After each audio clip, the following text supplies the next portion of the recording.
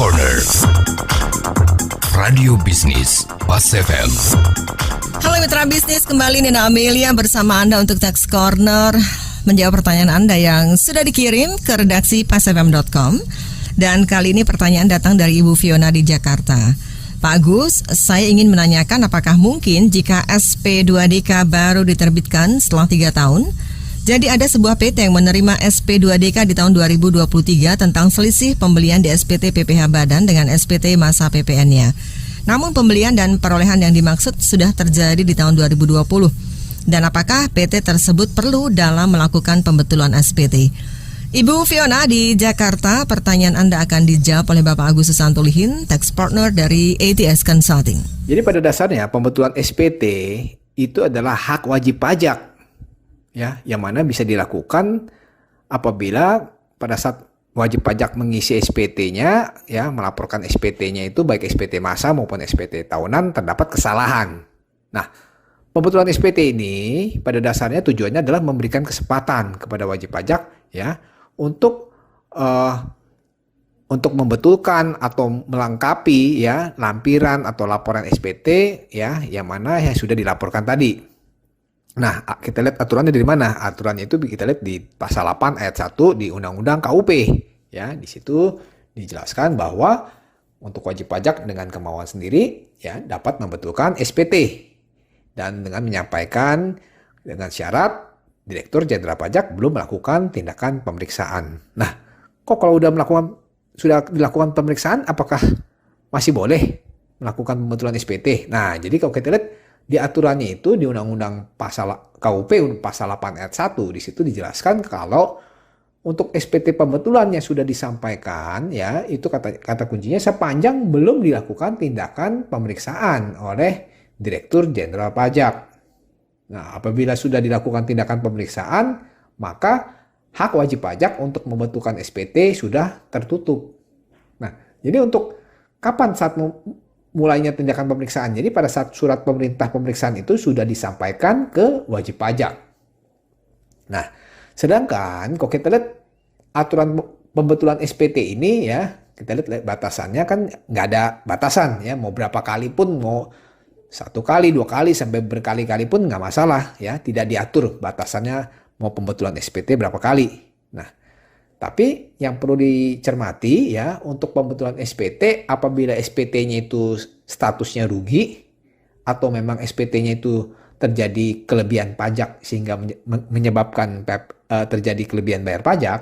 Nah, pembetulan SPT itu paling lambat disampaikan 2 tahun sebelum daluarsa penetapan. Nah, misalkan begini, karena kalau daluarsa penetapan kan 5 tahun. Jadi kalau untuk SPT statusnya rugi atau statusnya lebih bayar, ya, itu paling lambat dilaporkannya hanya 3 tahun seperti itu. Contohnya untuk SPT, misalkan SPT tahun pajak 2020, ya, karena daluarsanya ada 5 tahun sampai tahun 2025, maka untuk SPT tahun 2020 apabila terjadi lebih bayar atau rugi, ya, maka paling lambat dilaporkannya di tahun 2023 seperti itu, ya. Nah, dan juga yang perlu dipahami, ya, untuk SP2DK, ya, tadi kan dari pertanyaan Bu Fiona menanyakan SP2DK, menerima SP2DK. Nah, jadi SP2DK ini pada dasarnya adalah surat yang diterbitkan oleh Kepala Kantor Pajak, ya, kepada wajib pajak yang mana meminta penjelasan kepada wajib pajak, ya, meminta klarifikasi kepada wajib pajak, ya, karena berdasarkan penelitian kantor pajak menunjukkan wajib pajak ini ada indikasi ketidakpatuhan atau ada kewajiban perpajakan yang belum dipenuhi seperti itu, ya. Nah, dan juga untuk SP2DK ini, ya, pada dasarnya, ya, dari kantor pajak ini mereka menganalisis berdasarkan data dan atau keterangan yang mana dimiliki oleh kantor pajak. Nah, data dan keterangan ini seperti apa, ya?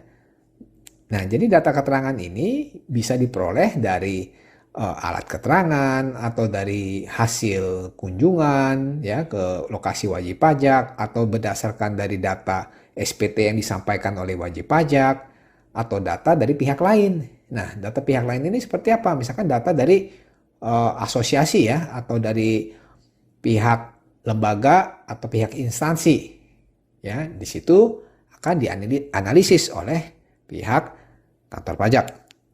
Nah, jadi menjawab pertanyaan Bu Fiona untuk SP2DK untuk tahun pajak 2020 yang menanyakan selisih pembelian yang mana dilaporkan di SPT PPh Badan dengan SPT PPN ya ada selisih, maka yang perlu diperhatikan adalah pastikan kebenaran pelaporannya.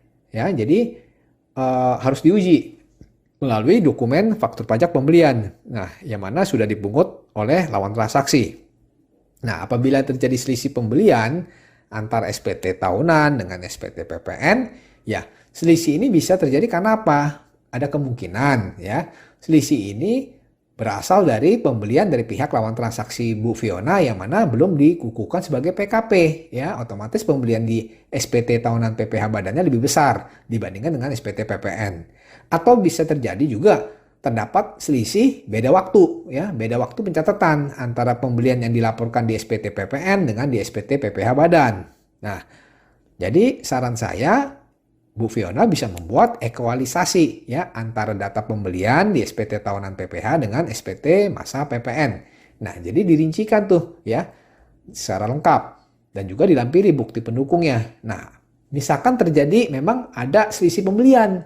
Nah, solusi bagaimana? Nah, solusinya perusahaan ibu bisa melakukan pembetulan SPT ya, bisa pembetulan SPT tahunan maupun SPT PPN.